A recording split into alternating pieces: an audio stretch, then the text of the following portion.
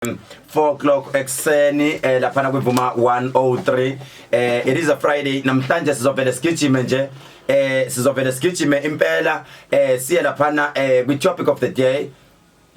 Before start ama WhatsApp wabantu sizovela sigijime siye kwi topic ngenxa yesikhathi sethu. Namhlanje into esibhekayo sibheka ukuthi kuhlanganaphi inkolo yensindiso nesintu. Khona umuntu ozothi manje hayi mina ngisindisiwe, njengoba ngisindisiwe mina nje angihlangani nento yokuthi ngikholele entweni zesintu. Seke sibheka lokho ke namhlanje cishe sizothola maybe nomfundisi ozothi asichazele osindisiwe. Ake sibone siyazama ukumthola yini. La siyobheka khona ukuthi impela iyini insindiso siyini isintu. Abantu abaningi balahlekile lapha basuke babheka kakhulu ensindisweni. Ukhumbule ukuthi akukho la ngifavor khona, kodwa ngiyohlala ngisho ukuthi isintu sami ngiyohlala ngithi isintu sami siyisintu sami. Into ezofuneka ukuthi namhlanje kodwa ke sazi ukuthi kahle insindiso iyini, kahle isintu siyini, because kukhona likhiphile nje igama mbaba walibeka nje lahlala Ngizwe. Wathi no ngeke ndoda sikwazi ukukuthatha kuleli sonto ngoba ukholele emadlozini.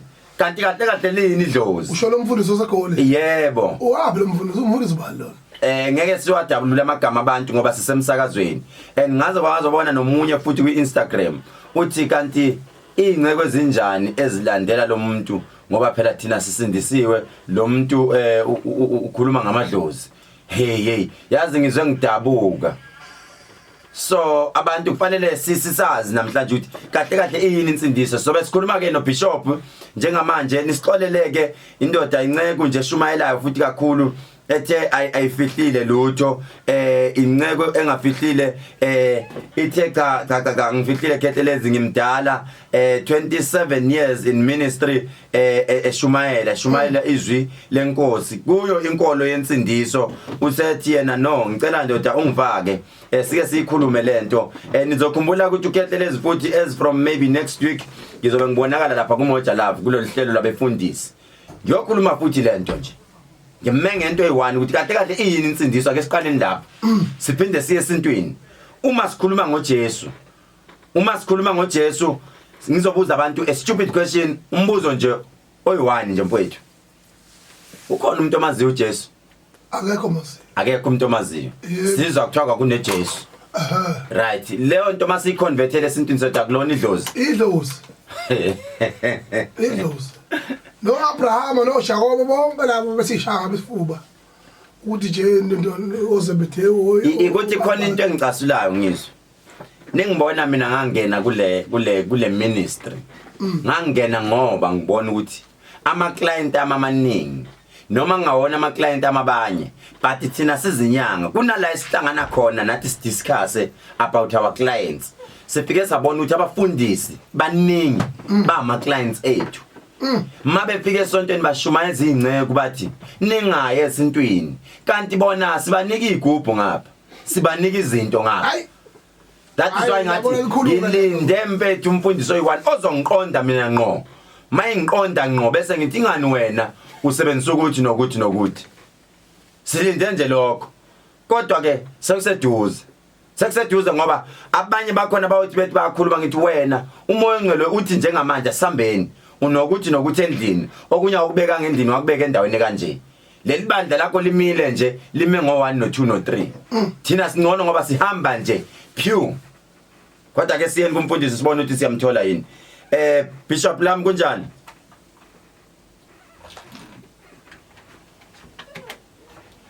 Bishop lami kunjani? Hayi ngiyakuzwa ke manje bazongixolela abalaleli ivoice ayiqhebe shumayela nje kakhulu. Uma sikhuluma Bishop lami sikhuluma nobani kuphi? Sikhuluma no Bishop Ngizwe Soweto. Okay, abalaleli lapha bathi okhulumayo njengamanje uBishop Motsepe eGoli endaweni yaseSoweto. Uneminyaka emingaki baba ku ministry? Iminyaka nginayo kwamisithe ngiyambile sengishumayela nje kuphela ngafikiswanga. Ngishumayela nje ngina 27 ngishumayela. uthi uBishop lami una 27 years ku ministry eshumayela nje izwi lenkosi 27 years ekhona uBishop Mtsipe endaweni yaseSoweto abamaziyo kakhulu sho kanjalo 27 years ku ministry baba namhlanje sicela usithathe nje usibeke sifuna ukwazi la ekuthenini kahle yini insindiso uma sisuka lapho masisuka ensindisweni ebese sifuna ukwazi ukuthi kuhlangana kanjani insindiso nesintu uma umuntu esindisiwe kufanele yini angakhumbula isemkhulu noma angakhumbuli nje edlozini athi mina idlozi into engekho yini insindiso maybe masingathola kuwena lokho maybe singathola iclosure kancane angicela ngokuthi umsakazi kunezinto obekungamelanga sizilahle engamelanga sikhulume ngazo noma sisuse kithi sesisindisiwe insindiso iyasisindisa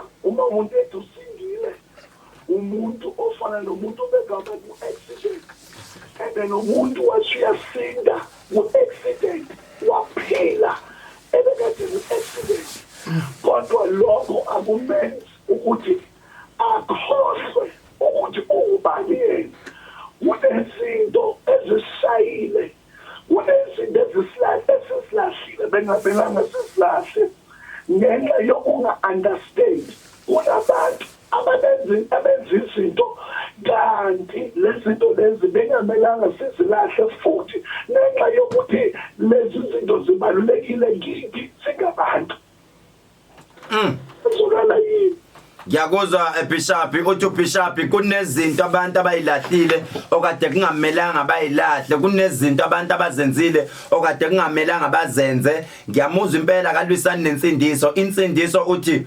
usindile usindisiwe ngisindile usho kanjalo uBishop njengamanje abantini abangamuzwa silalele Bishop so ebalulekile la nto besiyibukayo angeke ngifuna nokungamazi ugogo wami nobaba wami ngoba engasekho angeke ngikwazi ukuhlukana nalokho ngoba umuntu engimaziyo lo ukhona obuzayo njengamanje Bishop la ku Facebook uthi uma umuntu esedlulile emhlabeni uma umuntu esedlulile emhlabeni uyini lo muntu uyidlozi noma uyidimoni uma umuntu esedlulile emhlabeni uyidlozi noma uyidimoni ngizwe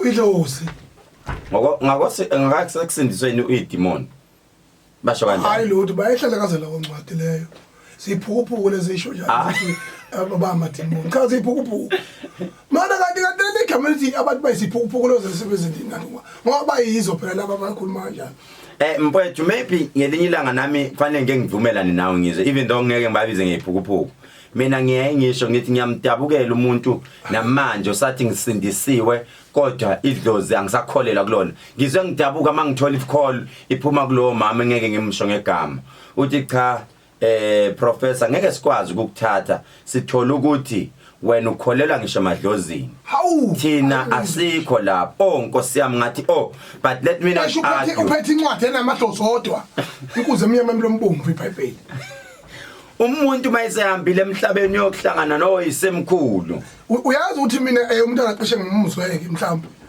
hayi lo thuka amadlozi othi I don't practice rituals yeah ungcono umuntu ubeka kanjalo hayi manga ngokukhuluma isidlozi ingakho ngithi mina ngesingami mina kusafuneka njoba kuno state capture no ban truth commission lapha safuneka i-truth commission religion ukuthi religion ibalekile nje kodwa yafika ihlehla kithi yafika yenza lemmesi lena okuyimanje sikhuluma ngama njengoba ngisho ngithi ngizwe ake siqale sibambeni la ekuthenini uma uIan Smith ebuya efika la eMzansi ezweni la South Africa noma ebuya esuka phesheya uzokhumbula ukuthi ngokwehistory ufika le ubefuna ukuzodla umhlaba lo abasafuna ukudla namanje njoba igama labo bebizwa ngezitha nje umlungu isitha yeah uma befika bathola ukuthi abantu babambene kanje abantu bakithi I think that time was 1620 ngokwehistory angingakabikho ngakwazi nokuthi ngisazoba khona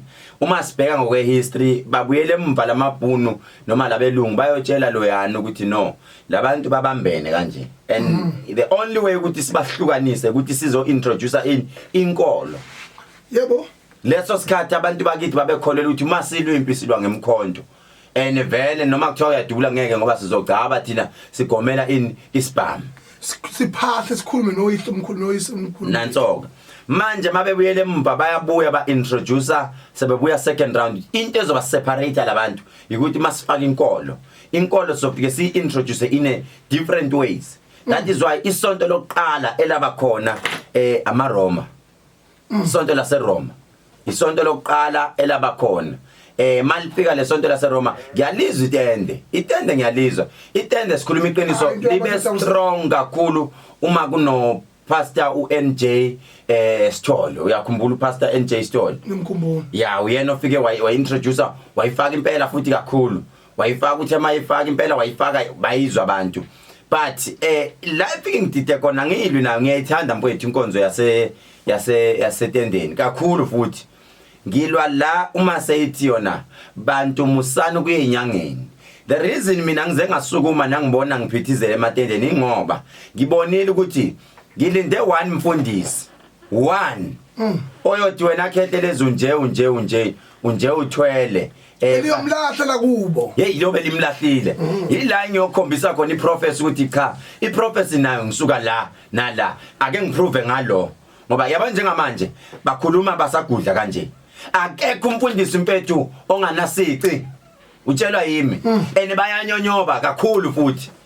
Thina abantu fanele into bazinto eyi1 sizinyanga sikanje siwigroup eyi1 kanje ungafika namhlanje kumina or uhambe uye eManguzi uye kule nyanga eseManguzi izolithatha ucingo ingifonele mfowethu bekufika umuntu wasendaweni kanje oshumayela yomfundi uye Nalspread uyezwa uye kulo mama Nalspread oyisangoma le malelani uthi mawufika lapha bazofone ucingo uyalifaka bekufika umfundiso kanje la ezofuna into ebandla kanje ngithi hawu kanti naye abanye baze bafike kuthina kodwa ke thina selabantu esathatha isefunga ukuthi noma umsebenzi esiwenzayo asikhulumi nanoma ubana asitsheli bani ukuthi uzibane befikile but la ifike ishaye khona umuntu akanaki into yakhe anganaki nezingceku zasebandleni yazi mfowethu into engidabukisayo uthola begcwele kanje abantu ebandleni bahluphekile labantu yebo bahluphekile mfowethu kodwa wena obashumayezayo wena ususizakele kodwa ugijima utshela bona ukuthi musana kuya kula ezinyangeni inyanga amadimoni in ngaleso sikhathi mangathi ake sekuthathe sikukhumule sikucheck ukuthi emzimbeni unjani uyothola ukuthi ucatshiwe kodwa uzothola ukuthi noma ukwansipho lena uthi oba no laugh by noba mangabheka kwamakhambi ethakwe ngawo ukuthi izibe insipho mhlawumbe kuliwe nepackaging uzothola ukuthi imithi yona lena ayibalekela isiziwasho lapha yabona ngizwe mfethu into engidabukise umfundisi mina la ngicoshwe khona mina kuthiwa ngeke ibe sekhona inkonzo ngithi mina hawo hey ngilindele one manje ukuthi qho ngilindele one ukuthi qho do you know ukuthi lo muntu mfethu yazi khona izinto ezinzima engizaziyo mina Akabe siyakhona siyobingelele. Ngiyobingelela futhi. Yazi ngiyobingelela ngevesi ukuthi hayi bo ivesi nelithi uyaphila kodwa hayi sindiswani lapho kodwa ke ubaba wenu mengidlula ngithi ngenhlanhla ngolo muntu othulayo kodwa ke bafowethu insindisi right mawusindise right but ungalikhohle isiko lakini ngoba mfowethu uma uthi wena ngempela ukholwa usindisiwe phoba wenzelani umshado wesintu injalo ke nombolo 1 ulobolelana ngoba ukulobola phela kuthinte isintu lokho mfowethu thithi uMadlozi makukuthi usindisiwe ngempela ungaloboli hambani niyobhala nibhale nje nenze white wedding lokho kabelungu futhi ungavuma umuntu akuthakazela avuso gatsheni wani boyabenyana ngasekho ungabi uzomoyizela ushabule ukuze kuthi ngiya ugiyalani ngoba phela usindisiwe ayike lo sindiswa ngempela mase sikhona iqiniso into ngakho nje umpheme nje ukucasha izahluleki ukuqala lokho kwesibili futhi abantu laba umqondo yabo eshaya esodongweni ngoba uma uyibuka mfethu ayenzi sense lento yabona you can only say I don't practice rituals that I can understand kodwa lento yokuthi ngisindisile nindaba amadlozi kamadimoni ayikhohle kodwa nje awucabanga nempethu ubaba wakhe ekuzala mfowethu wakunika isibusiso sokuphila okwakukhulisa kwenza yonke into engasekho uzothi akayilutho akayilutho kodwa amadoda akweminye imizi ako-Israyeli angakwazi ngisho ukukhuluma ulimi olulodwa lase-Afrika uthi awutho iwona ofakaza ngawo lawo madoda uthi yiwo amise umuzi oyinto omkhulu emhlabathini wase-Afrika. Abelungu ababuzwanga ngani ukuthi mhlazana befika koqala eAfrika bethi thina bazosinikeza uNkulunkulu bekade sihleli isikade ubani la madoda ekhona ngaleso sikhathi awubuzanga ngani ukuthi nizeni sifice nje bekade isikade ubani onjani uNkulunkulu ne date of birth eniza naye onjani uNkulunkulu nosuku lokuzalwa onjani uNkulunkulu obhalwe phansi onjani uNkulunkulu akungekho ngisho kodwa akwenziwa onsundu waseAfrika okufakaza ngakho kule ncwadi emnyama emlombovu. Inkinga njengoba ngiphinde ngisho mfowethu ngithi mina ngiyakusho ngokhehlelezi inkinga abalutheran churches engani ngisho anthropology esikoleni ufika funda umuntu enze anthropology kodwa same time futhi umone bhu la ngetendeni ayifunde history neanthropology iyachaza ukuthi babehlukaniswa njengeinkomo esibayeni uthi ungabasabathinta laba ezabe awulezi eyibomvu ezami lezo eka Wilson lezi yabo hayilezi hayezami lezo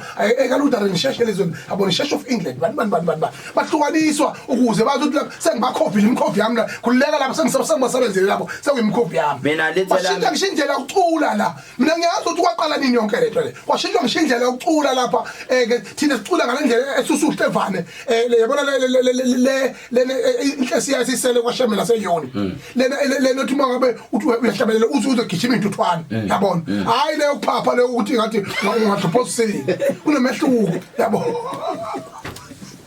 Uyahleka akuhleke radio uyahleka ane upapa akona kunomahluko yabo kunomahluko lokho yabo khona ofela unyembezelo uzahlela uze ukuthi yabona ugijima into uthwala khona into eyenzakalayo kuwe yabona into yokuhlabelela yabona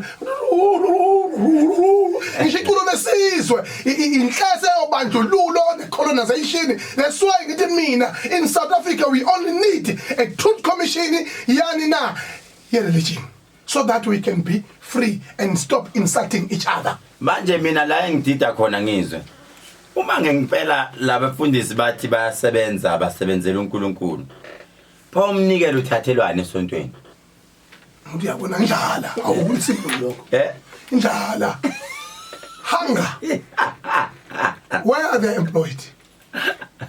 Look at the kweshuma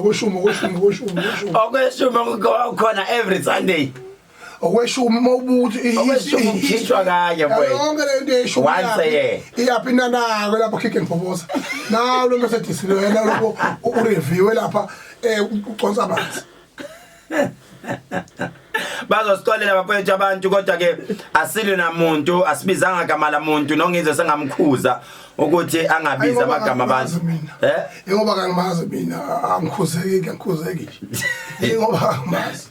All right bafowethu 086 10 300 086 10 300 086 10 300 ungasifonela noma usendele WhatsApp yini kahle insindiso hlangana apha insindiso nesintu abantu abaningi sebaze bacasha mabeyinyangeni bacashe beyothola umjovo wabo wesintu igma awuzwe igma bacasha eyosizakala ngento yakhe yakubo yesintu njengamanje mfowethu ngitshela ubantu lomshado wamangisi enoshadayo nithi uwona uvunywe uNkulunkulu hayi bo inhlamba nithi okwakithi okwasathane that's a huge insult.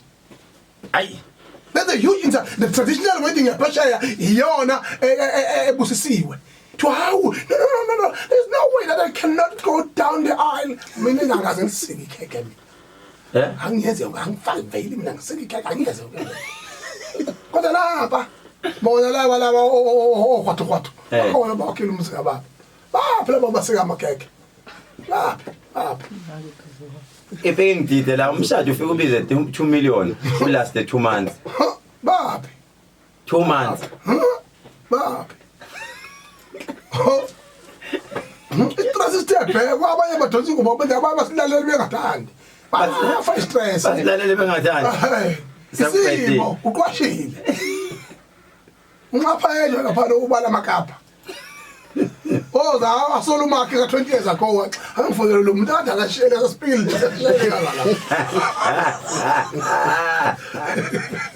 abaye bazemgwaqeni imoto ihamba ngo2 akazazi uyaphi freeway uyahamba ayishintshe ngishiki uyadwanguza hey ngoba abantu bazothi mabeyizwa le ndaba siyikhuluma basibone njengezilima bayoloko besidiscussa namhlanje ke sobe siyitopic but iqiniso lethi walahla isintu sakini vele egcineni uzogcina ufuna inyanga ufuna ukwazi ngoba inkinga yaba eqaleni mak introduce maybe igama lobunyanga babe yazi inyanga njengomuntu othakatha ubulalayo yeba ngifuna unitshela manga inyanga yabulala makukuthi uzoyizela kabi ngobuso ayizokunaka futhi izokubulala izokushaya ngomuthi but inyanga ayibulale na inyanga eqiniso ayivele isukela umuntu imbulale noma ayivele isukela umuntu imsukele nje inyanga eqiniso efundisekile ethwasile inyanga ekwazi ukuthi iphila nabantu kahle kodwa ke sizimbone abantu ukuthi kini vuma sabona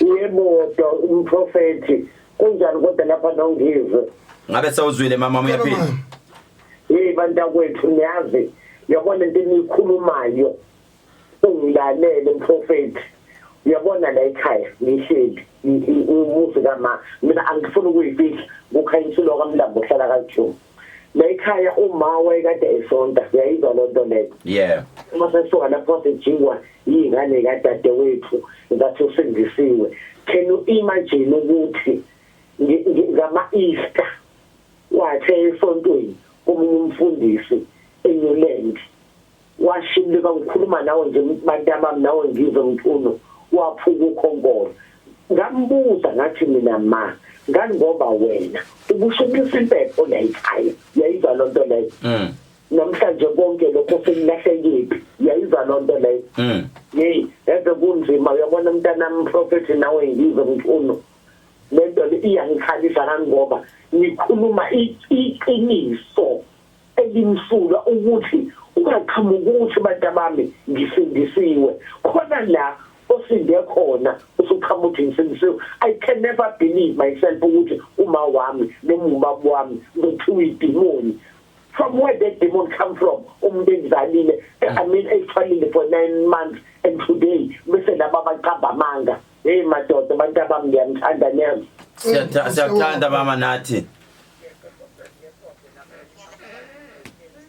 siyabonga gogo imiso libe msulwa namhlanje ayinjalo siyabonga gogo danki yeyizwa ngizwe awu siyabonga futhi abantu bayomela kodwa ngoba isazoshuma izoshuba la ku channel 157 kumoja lapha yimele ukuthi umfundisi ofundile uJuJuP lapha ngama viewers yabona uzobona futhi kukhona vele ngizothi mangisangena bathi lo uthini ngoba iqiniso lithi ngizwe kunabantu abangafuni ukuyigibela imoto mabe sabona kunabantu abawu3 phakathi uma beke babona sekunabantu abawu10 bagibela ibe overload kunabantu njengamanje abafisayo mfethu ukuthi basilandele isinto yayizwa leyo nto kunomuntu ofisa ukusilandela isinto sakubo kodwa akakwazi ngoba uzwana umuntu amrulayo iyahlupha lento abantu abanemali ngoba umuntu onemali uzenzela umathanda emphakathini yebo angifuna ukutshela manga umuntu onemali uzenzela umathanda emphakathini pho uma isinto singekho indaba umuntu angathatha ingane yakakhehleleza ayikhombe kaNdlovu abone ukuthi isinto sikhona lengabhupha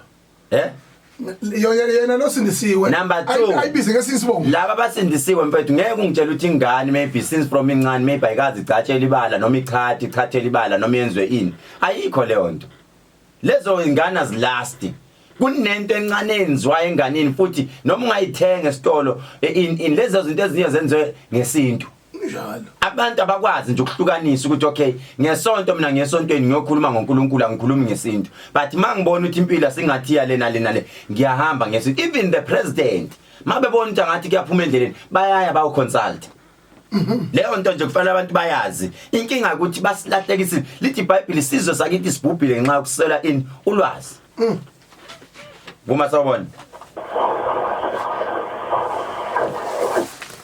sawubona yebo njani siyaphila njani mkhulu nawe ngizwe eshe Ngiyeneli lapha insizwa zakithi kodwa ke ngifuna ukuphawula nje ngale topic esikhuluma ngayo ngiyithanda kakhulu. Yebo baba. Hello. Yebo baba, silalela. Ngithanda le topic esikhuluma ngayo insizwa zakithi. Hayi, yabona khona into elidumile bafowethu ngeke siziqamba manga. Umhlaba wonakele uyabona indlela okwenzeka ngayo. Yabona igama lami ngumphosoli futhi ngumpetrol.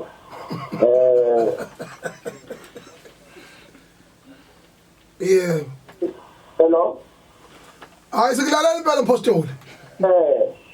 Impilo mase ngilandela nomdlalo ngazalwa kanje kodwa izinto isikhona phupho yaphupha impilo zakithi usuku nosuku ngivuka umsebenzini ngapha sengenza ukuphupha manje ngoba sokuthi ngosuku ngiyawuphupha makuphupha am more than 5 angikwazi ukuphupha ngaphandle ka more than 5 usuku nosuku so isizulu ngiyasazi ngiphila ngaso kodwa manje indlela okwenzeka ngayo hayi lento inzima kakhulu bafowethu so-ke manje ngithi mina qhubekani into enyenzayo madoda ngiqhubeka kakhulu ifundise nathi sikhona ukufunda futhi yabona indlela oyawubona ukuthi cha izibhubhile manje ingakho nemoya imibile isingene nakulola suku ngathi msobululu sibili engafuni ungena lapho ngikhuluma ngendaba eliminathi ayithi ngifakaza nami lento ukuthi lento ikhona ngempela ngoba lamaphupho lama kafiki kodwa ngagcina hamba ngane ngasizakala. Wathola intelezi. Anizwa. Wathola intelezi wathi uqhuma ngentelezi. Ngenze. Nakho ngenzeki impostoli. Asilikhulume nje iqiniso bafowethu ukuthi noma ungaba umpostoli ushumayela izwi in uma sekushubile buza thina mfowethu sizinyanga ngimdala ebunyangeni ngimncane ngokweminyaka yokuzalwa nginabantu abangivuse ebusuku umuntu oshumayelayo othandazayo ngivuswe ebusuku mina kuthiwa siyokukhokhela extra umntwana wami useyashona phuthuma Khehlelezi ngifike ngenze asinde umuntu uyabona indoda futhi igqokisa udime phambili shumayela ngesingisi esikhulu hayi mina nginandaba imali yami singene le bank siyasebenza nayo inkinga manje nje sisizeni kakhulu bafowethu buka nje bengikhona esigodlweni emahlabathini bengikhona ngolesibili ngingene nje sesele umuntu okugcina ngaba mina wesibili bomuntu okufika kodwa nje ngisazohlanganisa ngiphinde ngiyele kusemahlabathini ngiyabo lalela ke ungabi sasho next time uthi Khehlelezi uyasidalula emahlabathini angithi uzwile wena uyikhulumela yeah hayi privacy yama client ngiyayigcina mina angiyikhulumi nje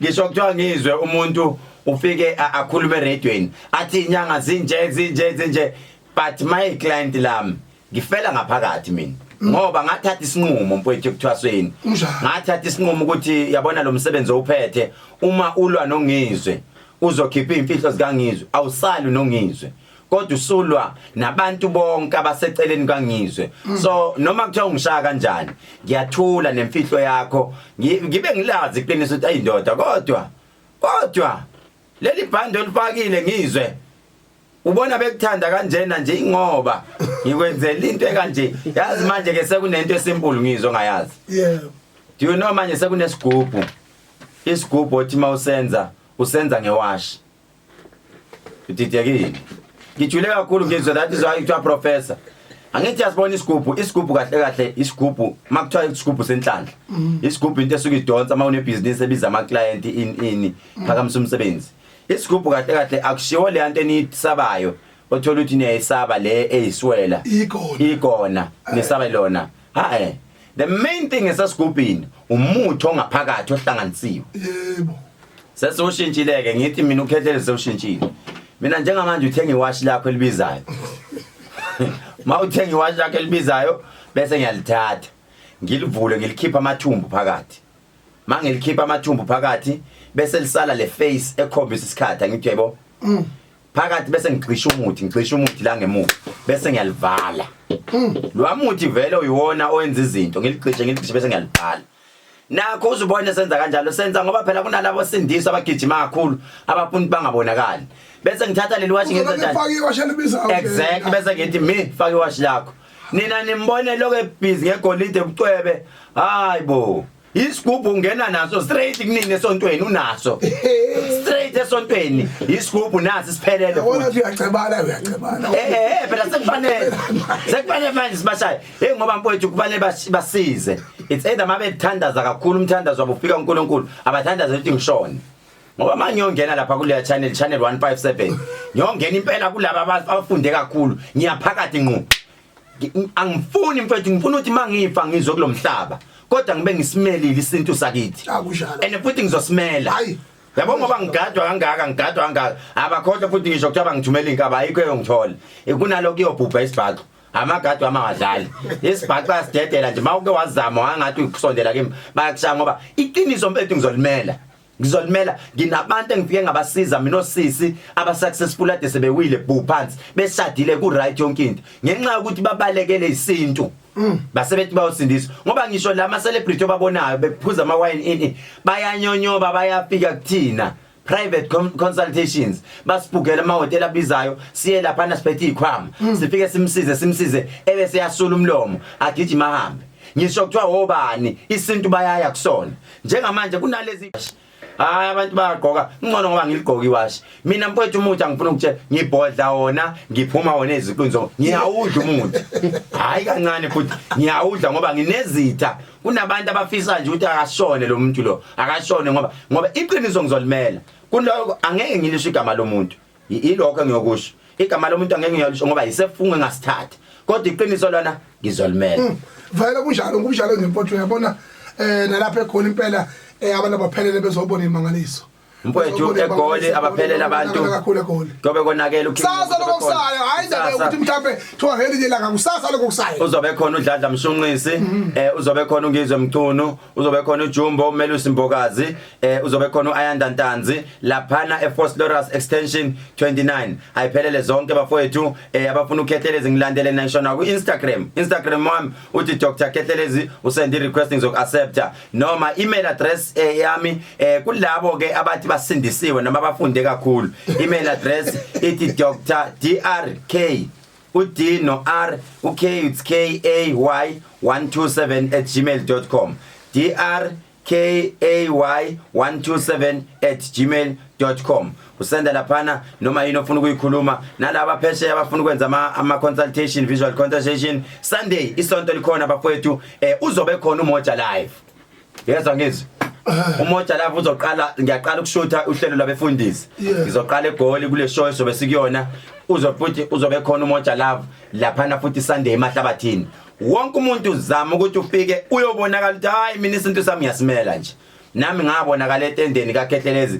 ngikhona uzobe khona bazongibuza yonke imibuzo futhi anginankinga ngoba kukho engufihlile I declare everything the only thing engisho ukuthi cha uKhehlelezi akathwele mawuthi ngithwele ke yes ngithwele ngani ngomoba angithi wena ugijimela ukuthi abantu abamnyama bathwele mawubona ngathi baba successful we are working hard inkinga yakho ubungalele nje nanso ngifuna lapho inkinga yakho into yaziyo ugood uphiwe kutheni ulandela abantu ku social media ebese uyaxeka ukhohle ukusebenza thina silali siyasebenza then mase siqala singathi siyabonakala emphakathini si successful bese ugijima uthi bathwele njengamanje asilele nongini but isafana nawo lesikhuluma ngayo leyo ungamuza umfundisi noma umsindiswa ethi uzibani uthwele kufanele ngoba phela naye wayenza leyo nto uyayibona ukuthi lo muntu uhamba ezinyathelweni zami angeke umfundisi ongathi yena umuntu uthwele ebengayazi leyo nto ukhuluma ngaleyo nto ngoba uyayazi vele into ayenzayo naye kwakhe ngiqedile ngiyema lapha mfowethu sohlangana Monday uzobe khona usibutubutu asidibane neGoli ziyakhala eGoli uNkulunkulu anibusise